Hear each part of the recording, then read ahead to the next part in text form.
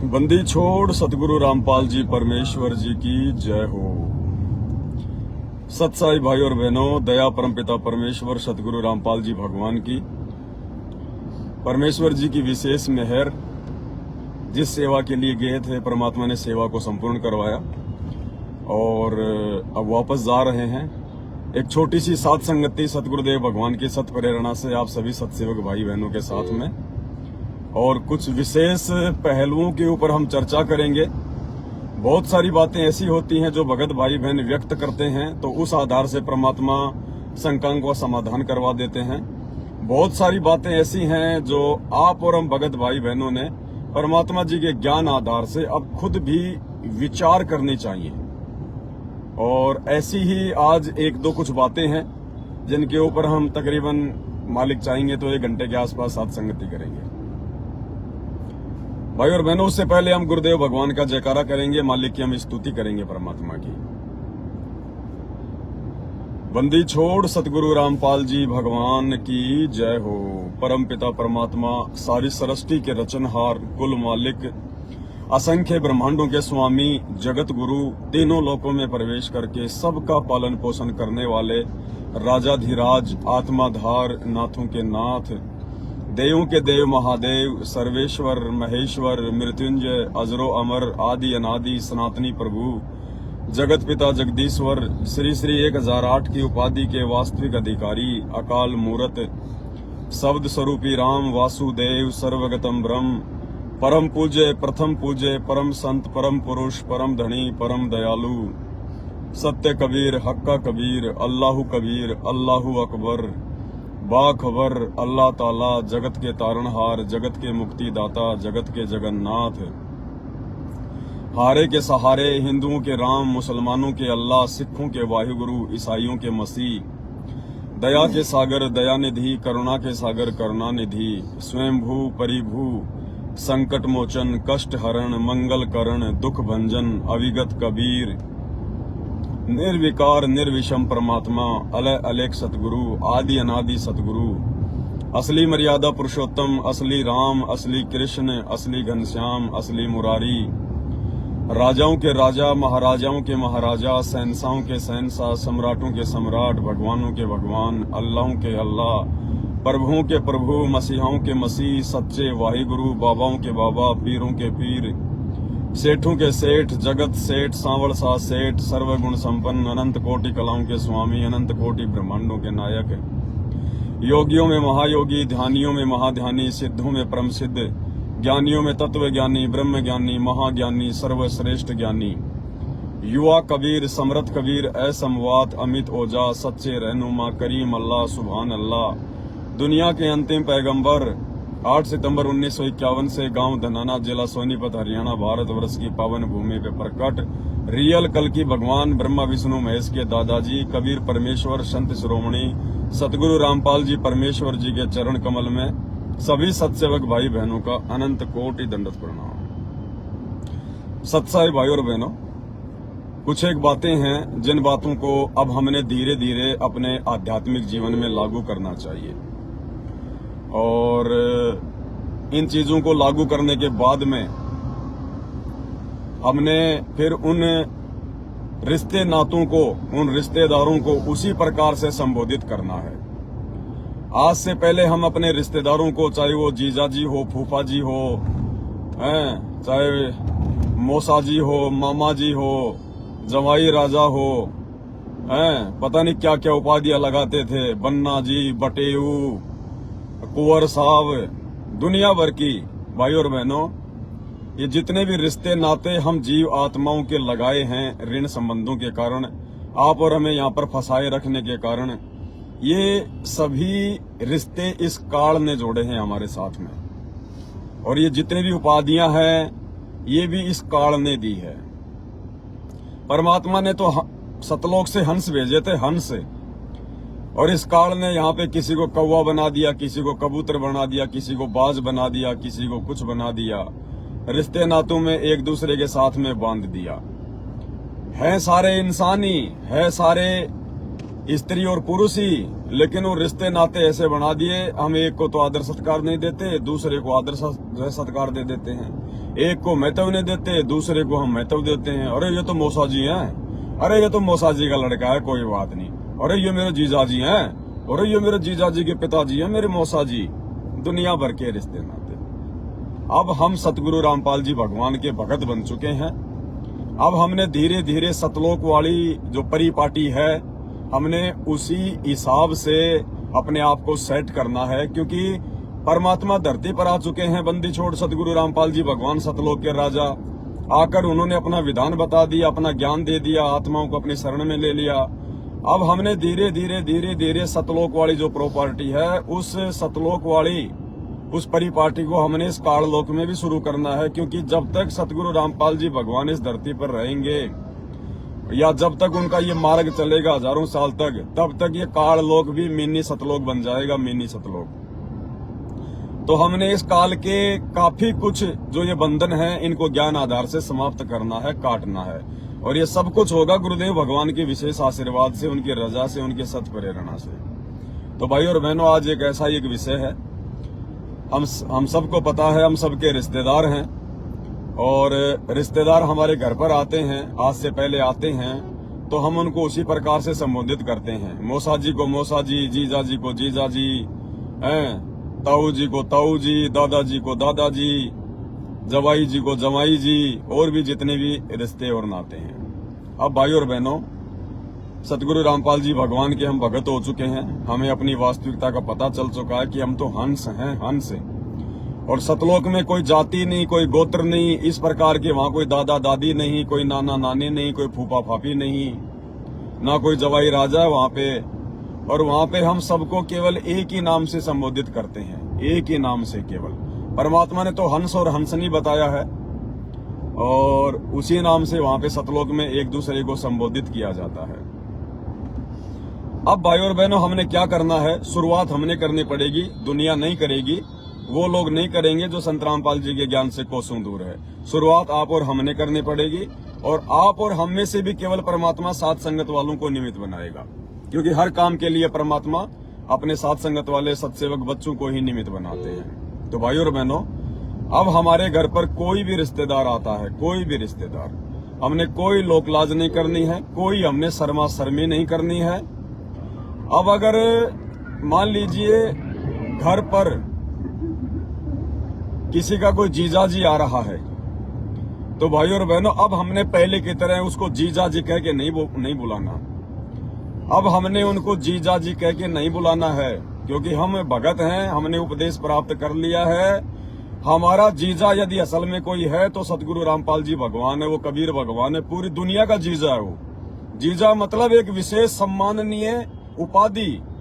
और हमारे घर पे जो जीजा आता है उसके कोई सींग नहीं लग रहे, कोई विशेष कोई उपाधि मतलब उसको देने की आवश्यकता नहीं है। अब जिन्होंने नाम ले लिया उनके लिए, जगत वालों के लिए नहीं है।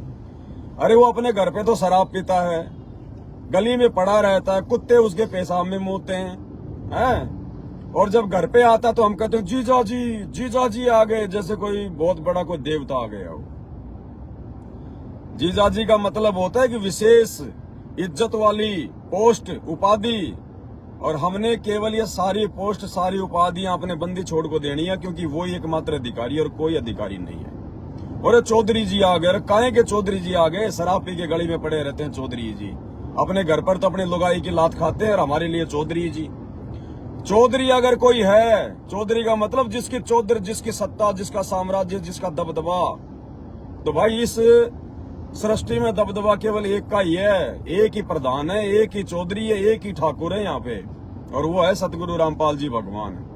तो अब हमने अपने जीजा जी को जीजा जी कह के नहीं बुलाना। क्या कह के बुलाना है? अगर आप एक पुरुष हैं और आपने नाम ले लिया सतगुरु रामपाल जी से, तो आपने जीजा जी कह के नहीं बुलाना। आपने दो प्रकार से उनको संबोधित करना है। सबसे पहला जो तरीका है संबोधित करने का, आप उनको भगत जी कहिए। ये सर्वश्रेष्ठ नाम है, ये सबके लिए है, छोटे से लेकर जो भी बड़ा है सबके लिए है। आओ भगत जी, आओ भगत जी। उसको भगत जी कहना शुरू कर दीजिए, जीजा जी मत कहिए उसको।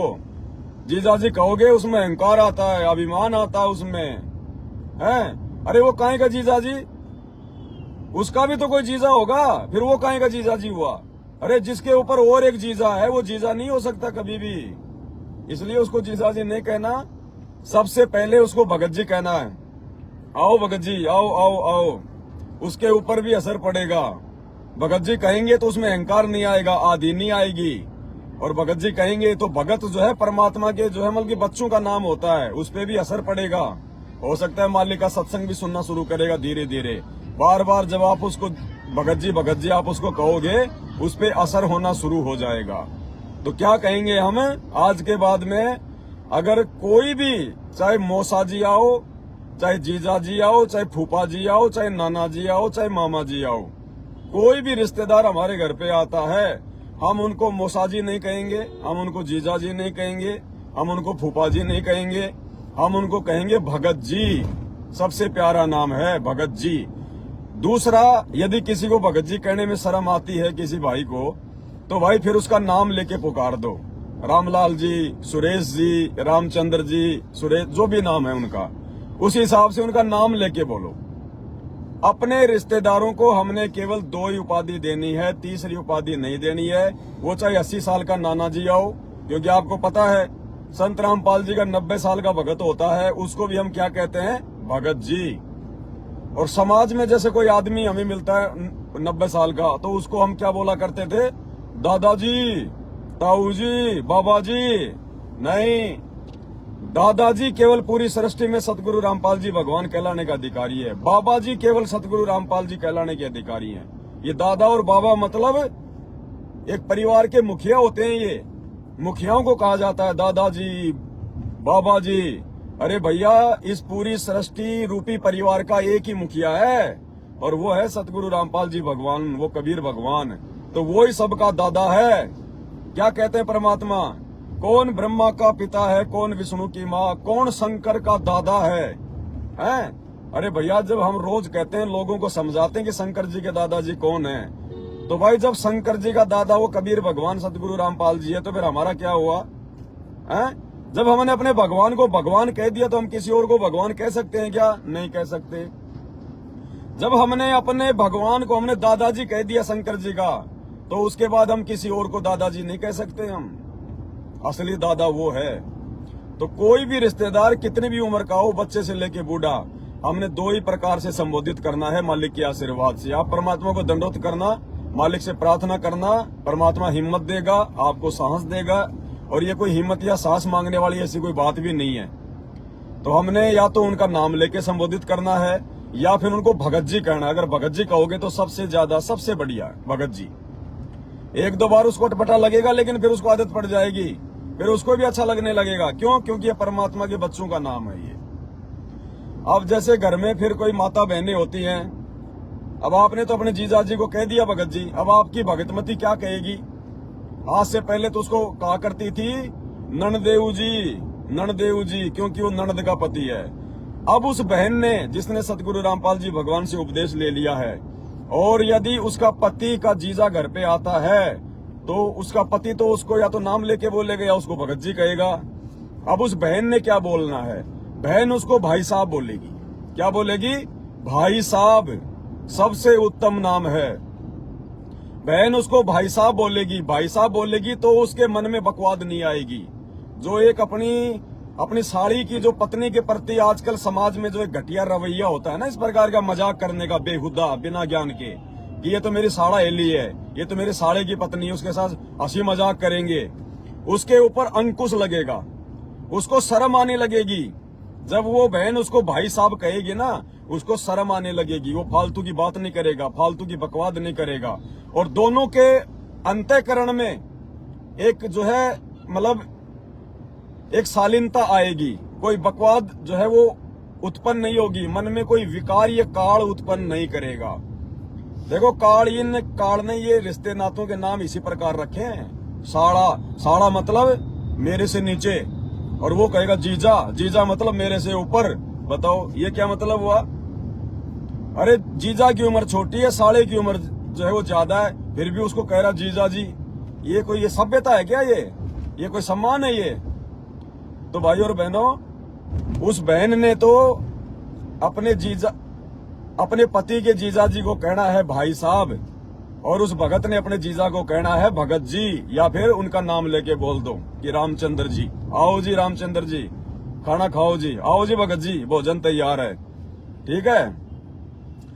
यदि किसी का जेठ घर में है, जेठ यदि घर में है, तो वैसे तो आमतौर पे बातचीत इतनी होती नहीं है, लेकिन जेठ को भी उस बहन ने भाई साहब कह के संबोधित करना है। और बहुत सारे लोग, बहुत सारी माता बहनें अपने जेठ को आज भी जो बल्कि भाई साहब कह के संबोधित करती है, शहरों में ज्यादातर। ये एक सभ्य वर्ड है, उसने भाई साहब कह के संबोधित करना है।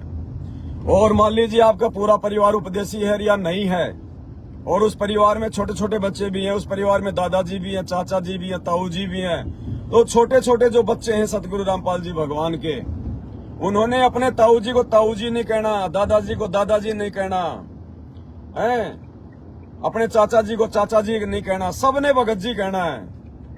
क्या कह के संबोधित करना है? भगत जी। आज के बाद सब कह के संबोधित करेंगे।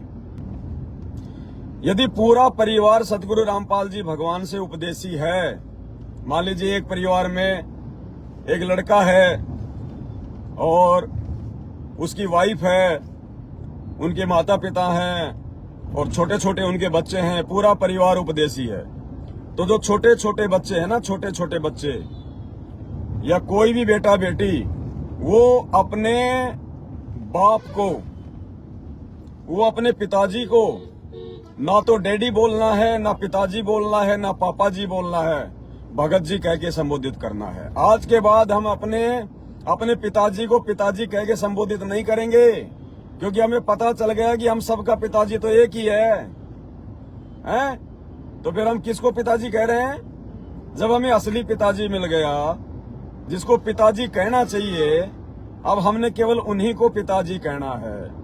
तो अपने पापा जी को, अपने डैडी को आज के बाद सभी छोटे छोटे जो परमात्मा के बच्चे हैं, उन्होंने डैडी डाडी नहीं कहना, पापा जी पुप्पू जी नहीं कहना है, पिताजी पिताजी नहीं कहना है। क्या कहना है?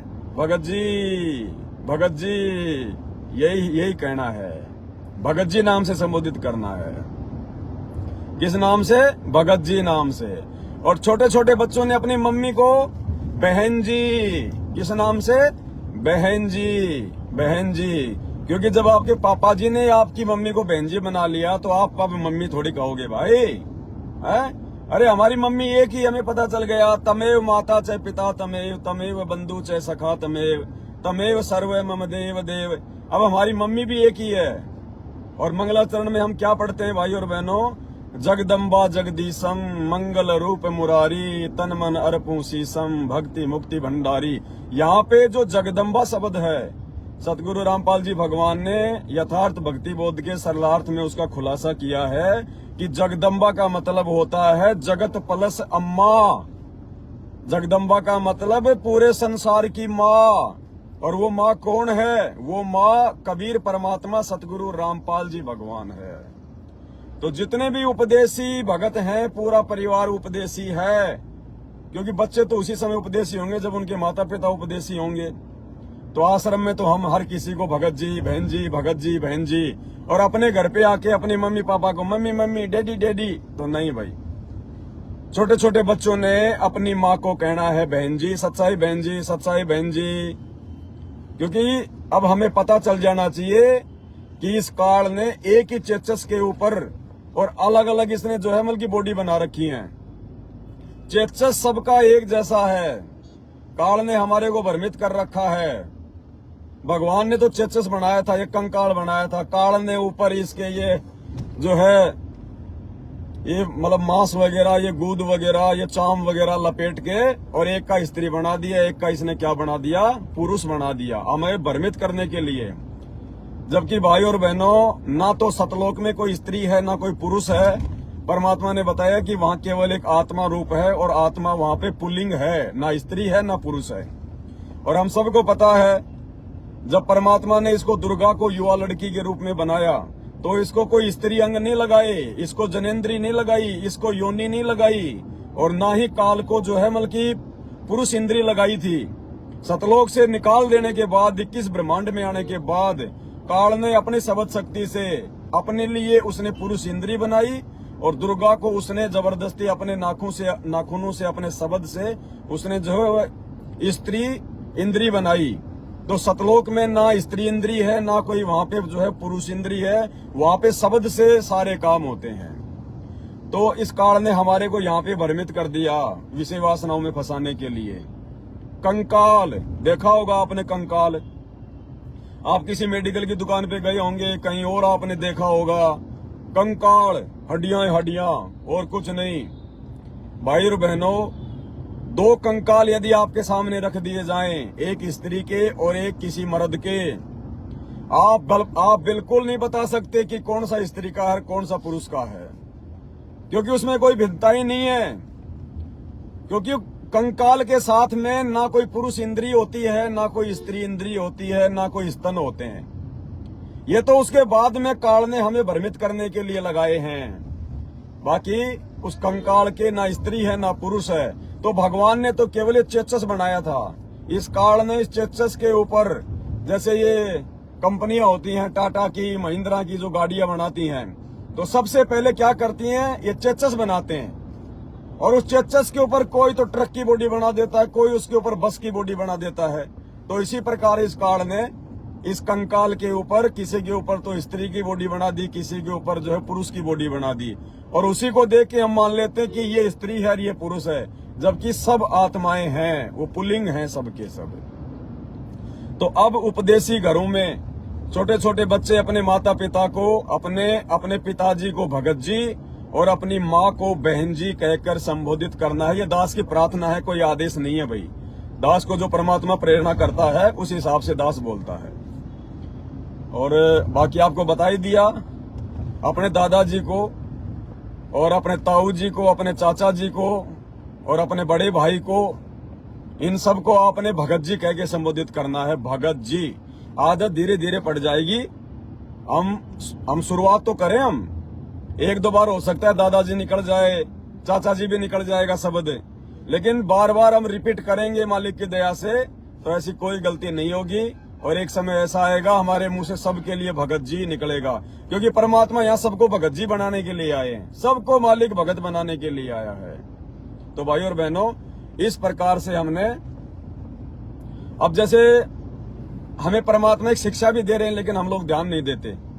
संध्या आरती में लास्ट में जो गुरुदेव का अंग आता है, मेरे गुरुदेव भगवान दियो काट काल की फांसी, उसमें परमात्मा एक चौपाई में क्या बोलते हैं, तुम्हें कहाँ ढूंढ के लाऊं, मैं तड़प तड़प रह जाऊं, तुम्हें कहाँ ढूंढ के लाऊं, मैं तड़प तड़प रह जाऊं, आप गए अमर अस्थान अस्थान, दही छोड़ तड़पती दासी। ये दासी शब्द याद रखना। हालांकि ये वाणी हम नहीं बोलते हैं। क्यों नहीं बोलते हैं?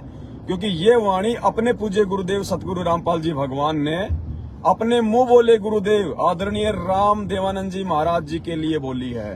क्योंकि उन्होंने जिसको अपना गुरु बनाया था, मुंह बोला, वो सतलोक जा चुके हैं, वो शरीर छोड़ चुके हैं। इसलिए एक शिष्य की भूमिका निभाते हुए गुरुदेव भगवान उनके जाने के बाद, उनके सतलोक जाने के बाद बोल रहे हैं कि आप गए अमर स्थान और दही छोड़ तड़पती दासी। तो ये वाणी हम नहीं बोलेंगे, क्योंकि हमारे भगवान तो धरती पर प्रकट हैं, धरती पर मौजूद हैं। इसलिए हमने नहीं कहना कि आप गए अमर स्थान, इसको हमने छोड़ देना है।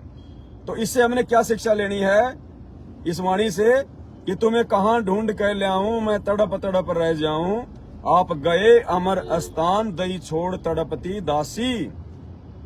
गुरुजी गा रहे हैं अपने गुरुजी के लिए, लेकिन वहां गुरुजी अपने आप को दास नहीं कह रहे, क्या कह रहे हैं? दासी। दासी, जबकि गुरुजी तो पुरुष हैं। वही सांसारिक दिखावे में तो जो गुरुजी हैं, मतलब कि जेंट्स हैं, वो पुरुष हैं। और जो पुरुष होता है वो तो अपने आप नाम के आगे दास लगाता है। तो गुरुजी वहां पे दासी क्यों बोल रहे हैं भाई और बहनों? इसलिए बोल रहे हैं क्योंकि आत्मा ना स्त्री है, आत्मा ना पुरुष है, आत्मा का जो रूप है वो पुल्लिंग है। तो हमने भाई और बहनों अपने गुरुदेव के पद चिन्हों पे चलते हुए, क्योंकि परमात्मा संकेत ही करेंगे, ध्यान रखना। बाकी परमात्मा अपने बच्चों को सद्बुद्धि देते हैं, फिर उसके ऊपर ज्ञान चर्चा होती है, सात संगतियां होती हैं।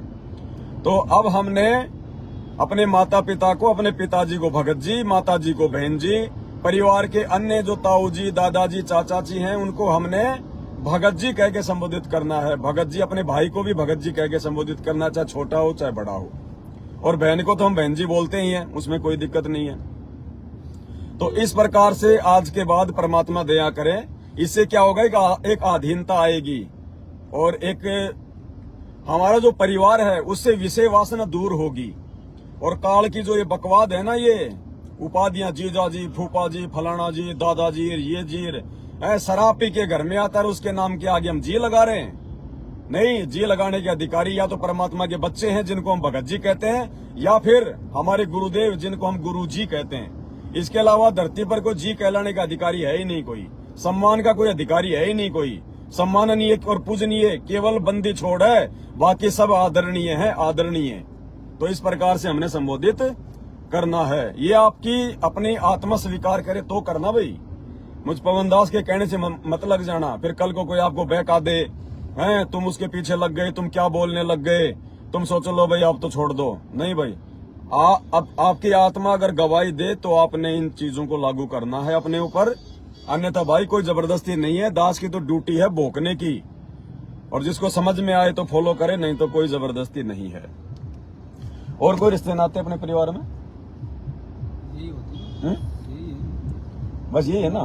गांव का कोई आ जाए और यदि हमने नाम ले रखा है तो अब हमने पहले की तरह नहीं बोलना, या तो हमने उसका नाम लेके बोलना है, हमने किसी का नाम भी नहीं बिगाड़ना। जैसे गांव में किसी का 2-3 नाम होते हैं या किसी को चिढ़ाने के लिए बोलते हैं, तो हमने उस प्रकार से किसी का कोई बेहुदा नाम नहीं बोलना है। उसका वास्तविक जो नाम है उस नाम के आगे हमने जी शब्द लगा के बोलना। आज के बाद ध्यान रखना, किसी का नाम है सुरेश तो उसको क्या बोलना है, सुरेश जी, या फिर उसको भगत जी बोलो, भगत जी या फिर सुरेश जी, वही बात है। उसके नाम के साथ में, या फिर उसको भगत जी कह के बोलो। आज अपन काम कर रहे हैं, हाँ, जैसे हम लोग किसी ऑफिस में काम करते हैं, कहीं कोई फैक्ट्री में काम करते हैं, तो वहाँ पे देखो हमारी जो है वो मजबूरी है। वहाँ पे हम उनको मतलब भगत जी नहीं बोलेंगे। अगर भगत जी बोलेंगे तो वो फिर वो बुरा मान जाएंगे, कोई मतलब नहीं निकलेगा, क्योंकि वो तो जगत वाले हैं। वो तो उसी हिसाब से अपने आप को sir, yes sir, yes yes sir, sir manager ji, फलाना जी, क्योंकि वो काल की है सारा सब कुछ व्यवस्था। वहां उनको यदि आप असली सम्मान दोगे तो उनको नहीं पचेगा। जैसे आजकल आदमियों को देसी घी नहीं पचता है, डालडा खा लेंगे, हैं अमूल का खा लेंगे, फलाना खा लेंगे, लेकिन असली चीज लोगों को नहीं पचती है। तो जहां भी आप अपने ऑफिस में काम करते हैं, कोई सरकारी नौकरी है आपकी, वहां पे जो भी आपको सरकार बोलने के लिए बोलती है वो आप जी बोलिए, हमने उसमें कोई डिस्टर्ब नहीं करना भाई। बाकी अपने जो घर परिवार की बात दास बता रहा, अपने गांव की बात दास बता रहा है, वहां पे हम लोग इन्हीं शब्दों का यूज करेंगे मालिक के आशीर्वाद से। बाकी नौकरी पेशे वाले, काम धंधे वाले, व्यापार बिजनेस वाले, जो भी उनको अपने व्यापार बिजनेस के अनुसार बोलना होता है वो बोलें, उससे हमें कोई दिक्कत नहीं है।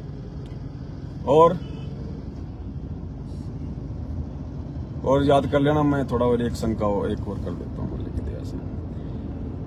और दूसरा भगत भाई और बहनों, देखो हम भगवान के बच्चे हो गए हैं, हमें परमात्मा ने शरीर की वास्तविकता के बारे में समझा दिया पूरा। मालिक ने हमें आत्म ज्ञान भी करवा दिया, परमात्मा ने हमें जो है परमात्म ज्ञान भी करवा दिया। अब हमने क्या करना है, यदि पूरा परिवार उपदेशी है, ध्यान देना, यदि आपका परिवार है, उस परिवार में सास ससुर भी हैं, बेटा भी है, बेटे की बहू भी है, छोटे छोटे उसके बच्चे भी हैं, पूरा परिवार यदि आपका उपदेशी है, ठीक है जी, या जो मेंबर उपदेशी हैं, और उस परिवार की जो बहू है, अब बहू क्या करती है, घूंघट निकाल के रखती है। ससुर जी आ गए, सर के ऊपर कपड़ा डालना बहुत अच्छी बात है, वो एक सम्मान में आता है, वो एक आदर देने में आता है। अगर आपके सर पे कपड़ा नहीं है और यदि आपका कोई जेठ आ गया या कोई बाहर का कोई आदमी आ गया, कोई गांव का, ठीक है, या आपके मतलब ससुर जी आ गए, तो सर पे कपड़ा डालना बहुत अच्छी बात है, मालिक की दया है, ठीक है। लेकिन दास अपने मतलब जो है घर की बात कर रहा है, पड़ोसियों की बात नहीं कर रहा, गांव की बात नहीं कर रहा। यहाँ पे दास केवल एक फैमिली की बात कर रहा है। पूरी फैमिली ने यदि नाम ले रखा है, सास ससुर ने, बेटा ने, बहू ने, बेटा बेटियों ने, तो वो जो बेटे की बहू है जिसने उपदेश ले लिया और जिसके ससुर ने भी उपदेश ले लिया और जिसके जेठ ने भी नाम उपदेश ले लिया, तो भाई और बहनों, अपने घर के अंदर उस बहू ने ना तो अपने ससुर से जो मतलब की घूंघट निकालना है, ना उसने अपने जेठ से निकालना है घूंघट, क्योंकि वो परमात्मा के शब्द के बेटा बेटी हो गए, वो परमात्मा के वचन के बेटा बेटी हो गए। उन्होंने घूंघट नहीं निकालना है। ये काल का बहुत भयंकर षड्यंत्र है। काल चाहता है कि नाम उपदेश लेने के बाद भी ये शर्मा शर्मी में, परंपरा में पड़े रहें और आपस में ज्ञान चर्चा ना कर लें कि भाई मतलब बहू तो अपने ससुर से बोलती नहीं है, बहू तो जेठ से ज्यादा बात ही नहीं करती है। क्यों भाई, क्यों नहीं करेंगे भाई? हमने नाम ले लिया, अब हमारे वो जेठ है, वो जेठ नहीं रहा वो। अरे जेठ तो सतगुरु रामपाल जी भगवान है सबका। अब वो हमारा वो गुरु भाई हो गया। हमारा जो ससुर है वो भी हमारा जो है वो गुरु भाई हो गया। देखो शहरों के अंदर तो ना कोई जेठ से घूंघट निकालती है, ना कोई अपने ससुर से घूंघट निकालती है, क्योंकि वो तो एक मतलब की मॉडर्न हिसाब से कि हम तो मतलब एजुकेटेड हैं, हम तो जो है वो पढ़े लिखे हैं, ठीक है। वो तो अपने सांसारिक दृष्टि से घूंघट वागट नहीं निकालते, अपने चेहरे को नहीं ढकती हैं वो बहन बेटियां। लेकिन हमने आध्यात्मिक तरीके से, ज्ञान आधार से, और हमने यदि सभी उपदेशी हैं तो उस बहू ने अपने ससुर से घूंघट नहीं निकालना है, अपने जेठ से घूंघट नहीं निकालना है। 2-4 दिन शर्मा शर्मी आएगी, कोई बड़ी बात नहीं है। इससे भाई और बहनों क्या होगा, परमात्मा की चर्चा घर में शुरू होनी हो जाएगी, बातचीत होनी शुरू हो जाएगी। क्योंकि हम भगत हैं, हमें पता चल गया कि सब परमात्मा के बच्चे हैं। काल ने हमें एक दूसरे के रिश्ते में बांध के हमारे को फांस रखा है। तो जेठ को जेठ नहीं कहना है, जेठ को भाई साहब कहना है, अपने ससुर को ससुर नहीं कहना है, ना उसको पापा जी कहना है। बहुत सारे लोग, बहुत सारी जो माता बहनें वो अपने ससुर को कहेंगे पापा जी, पापा जी। पापा जी नहीं कहना, पापा जी तो एक ही है, सतगुरु रामपाल जी भगवान। उसको भगत जी कहो। अब पापा जी बहुत दिन कह लिए, अब उनको भगत जी के नाम से संबोधित करो। जेठ को अपने भाई साहब बोल दो, नाम ले रखा तो उसको भगत जी बोलो, उसको नहीं ले रखा तो भी आप उसको भगत जी बोल सकते हैं। और घूंघट नहीं निकालना भाई और बहनों। अगर घूंघट निकाल के बैठे रहेंगे तो ना आपस में कोई बात करेगा, ना बोलेगा, ना ज्ञान पे कोई चर्चा होगी।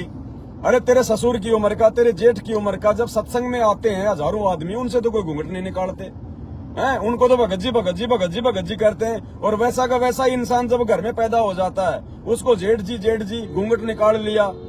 भाई और बहनों, ये घूंघट की जो प्रथा है ये काल की चलवाई हुई है।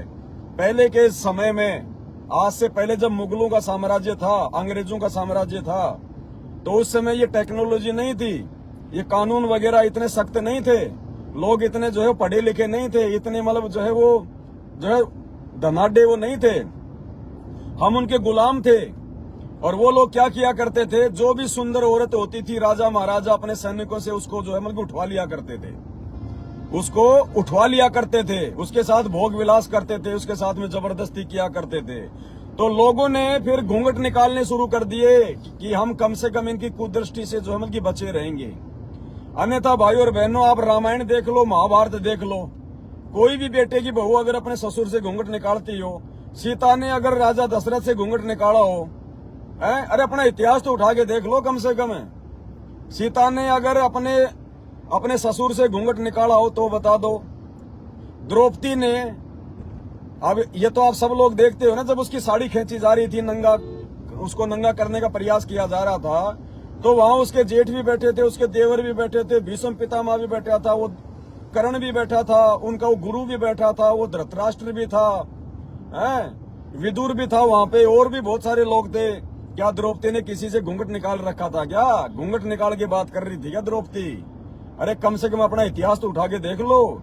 ये तो उसके बाद में, हजारों वर्षों बाद में, जब ये मुगलों का साम्राज्य आया, मुसलमानों का साम्राज्य आया, अंग्रेजों का साम्राज्य आया, तो ये नालायक जो है मनमानियां करते थे, ये जबरदस्ती किया करते थे। इसलिए अपनी बहन बेटियों को बचाने के लिए ये पर्दे की शुरुआत हुई है। तो अब हम उपदेशी हो गए, हमारा रक्षक हमारा भगवान हो गया। कोई माई का लाल परमात्मा के जो हमल की बेटियों को छू भी नहीं सकता कोई, हिम्मत नहीं है किसी की अगर मर्यादा में रहेगी तो। कोई भी चाहे काली क्यों ना जो, फिर काल के जीवों की तो औकात ही क्या है। और आजकल तो वैसे भी इतने सारे अधिकार हो गए, इतने सारे मानव अधिकार हो गए, पुलिस प्रशासन फलाना दिखना, आजकल की तो बात अलग है। तो अब हमने ज्ञान आधार से हमारे परिवार में भक्ति का माहौल बने। शर्मा शर्मी किस बात की करनी, परमात्मा कहते हैं शर्मा शर्मी करो गंदे कामों की, शर्मा शर्मी करो बुराइयों की, शर्मा शर्मी करो विषय विकारों से। अरे भगवान की जो है चर्चा में कोई शर्मा शर्मी नहीं होनी चाहिए। लेकिन ये काल का षड्यंत्र था, उसको पता था कि इस प्रकार से नाम लेंगे और उस घर में अगर भगवान की चर्चा होने लग गई तो मेरा तो काम ही खत्म हो जाएगा। तो उसने किसी का जेठ बना दिया, किसी की जेठानी बना दी, किसी का ससुरा बना दिया, किसी का दादा ससुर बना दिया है। घूंघट निकालती है, अरे वो दादा थोड़ी तेरे को उठाने आया है, वो जेठ तेरे को उठा के थोड़ी ले जाएगा, वो ससुर तेरे को उठाने थोड़ी आया भाई। ये परंपरा, इसलिए परमात्मा कहते हैं मन कर धीरे बांध ले रे बोरे, अब छोड़ देने पछलियों की रीत सतगुरु तारेंगे। ठीक है ज्ञान आधार से भाई है भाई। दास को तो परमात्मा प्रेरणा करता है, मैं अपनी तरफ से गोवा बाई तो भगता नहीं। अब ये होना चाहिए भगत जी, नहीं तो ज्ञान चर्चा नहीं होगी। शर्मा शर्मी में घूंघट काट के बैठे रहेंगे, क्या मतलब निकला। अब उस बहू ने तो नाम ले लिया और जेठ को और उसके ससुर को ज्ञान समझ में आया 6 महीने बाद। अब वो जेठ भी घर पे, वो बहू भी घर पे। अरे तो परमात्मा की चर्चा करो ना, उस जेठ को समझाओ, उसको सृष्टि रचना के बारे में बताओ, शंकाओं का समाधान करो, कोई गलती करता है उसके बारे में बताओ। अब वो घूंघट काट के बैठी रहेगी, वो भाई साहब अपने मुंह ठोडी का हाथ लगा के बैठा रहेगा, तो क्या फायदा उस बात का। तो परमात्मा कहते हैं बेटा नाम उपदेश लेने के बाद में तुम उस परमात्मा के, उस गुरुदेव भगवान के वचन के बेटा बेटी बन जाते हो, वचन के बेटा बेटी। अरे एक बात बताओ, जेठ तो बहू के साथ में कोई वो कुकर्म नहीं करता ना, व्यभिचार नहीं करता ना। वो ससुर तो अपने बेटे की बहू के साथ में कोई मतलब की गलत काम नहीं करता, कोई गलत नियत नहीं रखता। अरे उसका पति तो उसके साथ में कुकर्म करता है, जिसको हम लोग मतलब की संभोग क्रिया कहते हैं। अपने पति से तो कोई शर्मा शर्मी नहीं है, अपने पति के सामने तो बिल्कुल सब कुछ जो है मतलब उल्टा सीधा। और जो मतलब ससुर है, जो जेठ है, जो बेचारे उसके बारे में कोई गंदा सोचते भी नहीं। गंदा करना तो बहुत दूर की बात है, उनसे हम घूंघट निकाल रहे हैं। ये उल्टा काम काल ने शुरू करवा रखा है। क्यों जी, सही बात है ना। तो भाई और बहनों, अब आप सबने एक हो जाना है। परमात्मा सतलोक ले जाने के लिए आए हैं। और ये बंदी छोड़ क्या कह रहे हैं इन ऑडियो में बार बार कि बच्चों अब इस काल के सारे बंधन तोड़ दोगे तुम। परमात्मा कहते हैं ये दास इस काल की देही तोड़ देगा ढंग से, और तुम काल के सारे बंधन तोड़ दोगे इस ज्ञान के आधार से। तो भाई और बहनों, इस काल ने बहुत ज्यादा हमारे ऊपर अत्याचार कर लिए हैं। अब हमारा बाप समृद्ध धरती पर आ गया है, उसकी ओट लेकर, उसकी ओट लेकर आप और हमारी औकात नहीं है। हम तो गाजर मूली है, 2 मिनट में टक टक टक टक कर देगा ये। इसके बारे में इतनी बातें कोई बोल देना, टक टक टक टक टक टक टक टक 2 मिनट लगे इसको। परमात्मा कहते हैं एक भूत पूरे परिवार को लुंगी डांस करवा देता है, नानी याद आ जाती है। और तुम तो बच्चों सीधे काल से टक्कर ले रहे हो, काल की छाती में टक्कर मार रहे हो। लेकिन भाई टक्कर मार रहे अपने गुरुजी के भरोसे, अपने गुरुजी की गोद में बैठ के। नहीं तो हम जैसे नीचों की क्या औकात है। ये गांव का सरपंच 5 साल हमारा नमक पानी बंद कर दे भाई। तो भाई और बहनों, इस प्रकार से अब ज्ञान आधार से चलना हमने, बिल्कुल कोई शर्मा शर्मी नहीं करनी है। ठीक है, परिवार में जिसने जेठ ने या ससुर ने नाम नहीं ले रखा है उसके आगे आप घूंघट निकाल सकती हो, वरना फिर आपको वो जो मतलब की भला बुरा कहेगा, वो अच्छा नहीं लगेगा, फिर उसको वो अपनी वो बेइज्जती समझेगा। लेकिन नाम लेने के बाद वो जेठ, वो ससुर, उसको फिर कोई दिक्कत नहीं होगी आपसे। उसको पता है किसने नाम ले लिया है, परमात्मा से। हम सब हम मान लेके हम जो मतलब की बेटा बेटी है। अरे जब हम अपने गुरुजी से घूंघट नहीं करते, जो सबका बाप है, सबका जेठ है, सबका ससुर है, तो इनसे क्या घूंघट करना मेरे भाई। इसलिए काल की चलाई हुई फालतू की परिपाटियां हैं। अब ना तो कोई मुसलमान है, ना तो कोई मतलब जैसे, ना तो कोई अब कोई औरंगजेब जैसा कोई मुसलमान है, ना कोई अलाउद्दीन कोई खिजली है, और ना कोई जो हम की पद्मनी हो हैं। अब हम सब परमात्मा के बच्चे हैं, ज्ञान आधार से अब हमने चलना है। और गांव वालों के सामने भाई घूंघट निकाल सकती हो, कोई दिक्कत नहीं है। ये मैं अपने जो मतलब की परिवार की बात कर रहा हूँ। और गांव में भी जो व्यक्ति नाम दीक्षा ले लेगा उसके सामने घूंघट नहीं निकालना हमने। और कब, जब वो हमारे घर पे आए तब। हम कहीं गांव में जा रहे हैं, वो सामने से आ रहा है, हमारा जो गुरु भाई है नाम ले लिया, बहुत उम्र में बड़ा है, तो गांव में हमने घूंघट निकाल के, जैसे भी अपनी जो माता बहनें हैं अपना घूंघट निकाल के रखो। लेकिन जब वो गुरु भाई, गांव का आदमी जिसने नाम ले लिया, वो जब आपके घर पे आएगा तो उस समय आपने उसके आगे घूंघट नहीं निकालना है, सत्साई करना है, मालिक की चर्चा करनी है। कोई बात पूछे तो आपने बताना है। आपको कोई बात समझ में नहीं आ रही तो उस भाई को बताना है। इस प्रकार से भाई और बहनों, अब हमने मालिक के आशीर्वाद से, ज्ञान आधार से सभी भगत भाई बहनों ने सिस्टम सेट करना है। तो ये दो जो बातें थी, ये किसी की शंका नहीं है, ये दास से किसी ने कोई सवाल नहीं किए। ये परमात्मा ने दास को प्रेरणा की अंदर से कि बेटा धीरे धीरे धीरे धीरे आगे बढ़ो, समय कम है, काल के इसको जो है गढ़ को तोड़ दो। तो भाई और बहनों, दोबारा एक बार फिर रिपीट कर देता हूं हल्का हल्का, क्योंकि फिर संध्या आरती का टाइम हो जाएगा, 6:15 हो गई, 6:30 बजे संध्या आरती करेंगे। कोई भी हमारा रिश्तेदार, चाहे जीजा हो, फूफा हो, नाना हो, मामा हो, कोई भी रिश्तेदार यदि वो घर पे आता है या हम उसके घर पे जाते हैं, तो हमने उनको जो है पहले की तरह जीजा जी, फूफा जी, नाना जी, मामा जी कह के संबोधित नहीं करना, भगत जी कह के संबोधित करना है। भगत जी, चाहे उसको अच्छा लगे चाहे उसको बुरा लगे, ये नाम सबसे अच्छा है। उसको भले बुरा लगे, हमें कोई दिक्कत नहीं है, धीरे धीरे उसको आदत पड़ जाएगी। ठीक है जी। आपका अपना जो घर है और आप सभी उपदेशी हैं, तो आपने अपने घर पर जो छोटे छोटे बच्चे हैं, उन्होंने अपने दादाजी को, अपने ताऊ जी को, अपने चाचा जी को भगत जी कह के संबोधित करना है। भगत जी, चाहे नाम ले रखा या चाहे नाम नहीं ले रखा है। यदि आप उपदेशी हैं, तो आपने अपने परिवार में जो भी आपके रिश्तेदार हैं, दादाजी, चाचा जी, आपका भाई साहब या आपका ताऊ जी, सबको आपने भगत जी कह के संबोधित करना है। भगत जी, आप देखना भाई और बहनों, 10-15 दिन में उनको खुद आनंद आने लगेगा, उनको खुद आनंद आने लगेगा उनको। और ऐसे ही पूरी दुनिया में एक दिन ये सब भगत जी भगत जी भगत जी भगत जी भगत जी भगत जी हो जाएगा। ठीक है जी। और जो उस घर की जो बहू है, जिसने नाम उपदेश ले रखा है, तो उसने अपने जेठ को भाई साहब कहना है या भगत जी कहना है। नाम उपदेशी है तो उसको भगत जी कह दो, और नाम उपदेशी नहीं है तो भी उसको भगत जी कह के बोलो। और किसी को लगता है कि भाई भगत जी थोड़ा उसको अच्छा नहीं लगता, तो आप उसको भाई साहब कह दो, सबसे अच्छा नाम है। आपके पति का भी भाई, तो आपका भी क्या लगा, वो भाई लगा आपका। ये काल ने बना दिया जेठ, तो आपका भी वो भाई लगा, आपके वो बड़े भाई की तरह हो गया वो। ठीक है जी। और दादाजी को भी आपने भगत जी कहना है। और क्या था, माता जी को बहन जी कहेंगे, और क्या कहेंगे फिर। हाँ। और यदि वो जो बहन है, जो उस घर की जो बहू है, और यदि उसके घर पे यदि उसके पति का जीजा जी आ जाता है, यानी उसका वो ननदेव आ जाता है, उसके ननद का वो पति आ जाता है, तो उसने भाई साहब या भगत जी, ये दो ही शब्द ध्यान रखो आप, भगत जी या भाई साहब, बस। इनमें भी अगर आप उनको भगत जी कह के संबोधित करोगे तो सबसे बढ़िया है। भाई साहब कहोगी तो भी कोई दिक्कत नहीं है, बहुत अच्छा वर्ड है, विकारों को दूर करेगा, मन में कोई गलत बातें नहीं आने देगा। और भगत जी कहोगे तो भगत जी तो स्वयं सिद्ध है, ये तो ताबीज बना के दे रखा भगवान ने। भगत जी, ये तो मंत्रित शब्द है, इसका शब्द तो, इसका असर तो बहुत जल्दी होता है, आधीनी लेके आता है, दास भाव लेके आता है। तो इस प्रकार से हमने संबोधित करना है इन चीजों को। गांव का कोई आ जाता है तो उनको भी हमने भगत जी बोलना सबको। ऐसा नहीं कि भाई अपने दादाजी को तो भगत जी बोलने लग गए और पड़ोस का कोई दादा आ गया तो उसको बोलोगे दादाजी, नहीं, उसको भी हमने भगत जी कहना है। चाहे वो आपकी उम्र चाहे 10 साल की है और आपके दादा की या आपके पड़ोस के दादा की चाहे 90 साल की उम्र है, आपने उनको भगत जी कहना है। क्योंकि परमात्मा ने सभी संतों को भगत जी कहा है। नरसिंह भगत, दादू भगत हैं, जो है धर्मदास भगत जी, सबको भगत जी कहा है।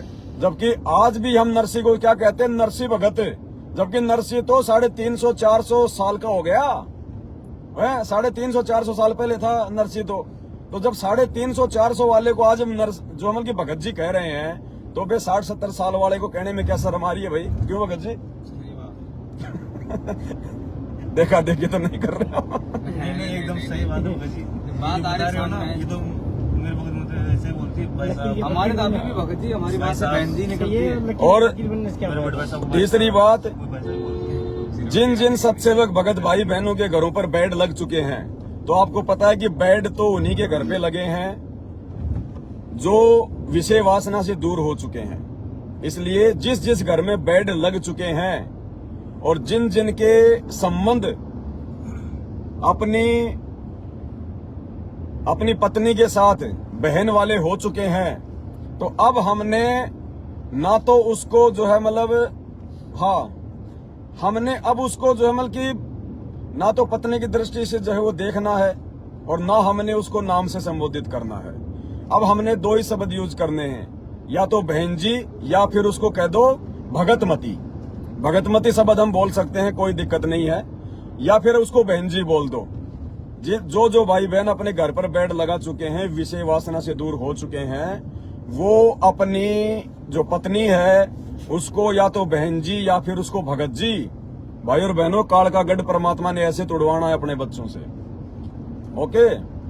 और जो बहन है वो अपने पति को भगत जी बोलेगी, वो अपने पति को भगत जी बोलेगी या भाई साहब बोल देगी, क्योंकि भाई बहन का रिश्ता हो गया। भाई हम परमात्मा के वचन के बच्चे हैं। भाई सतगुरु रामपाल जी हमारा बाप, मैंने नाम ले लिया तो मैं उनका बेटा हो गया। आपकी पत्नी ने नाम ले लिया तो वो संत रामपाल जी की बेटी हो गई। वो बेटी आप बेटे, दोनों का बाप एक, तो आप दोनों का रिश्ता क्या होगा? गुरु बहन का, गुरु भाई का।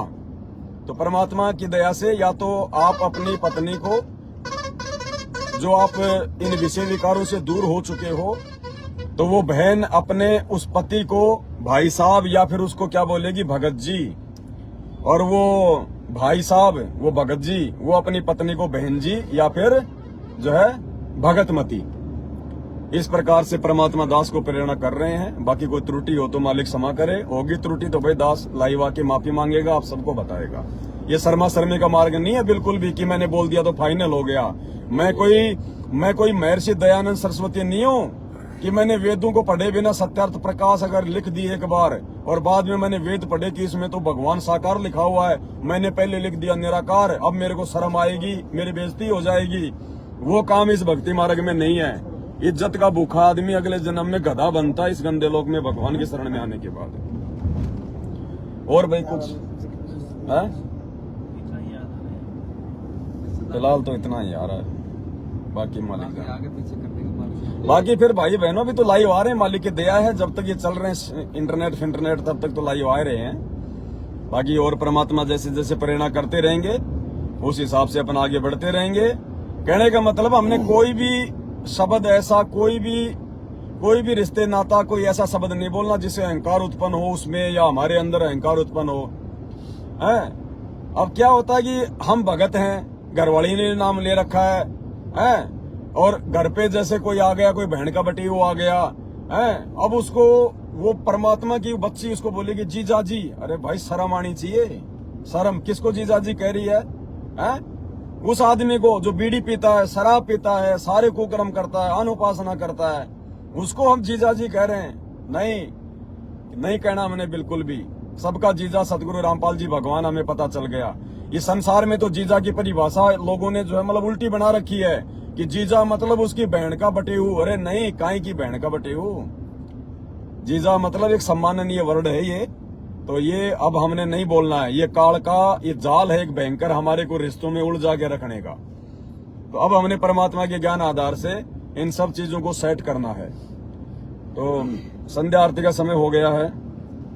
आज केवल इतना ही, फिर परमात्मा रजा बख्शेंगे। बंदी छोड़ सतगुरु रामपाल जी भगवान की जय हो।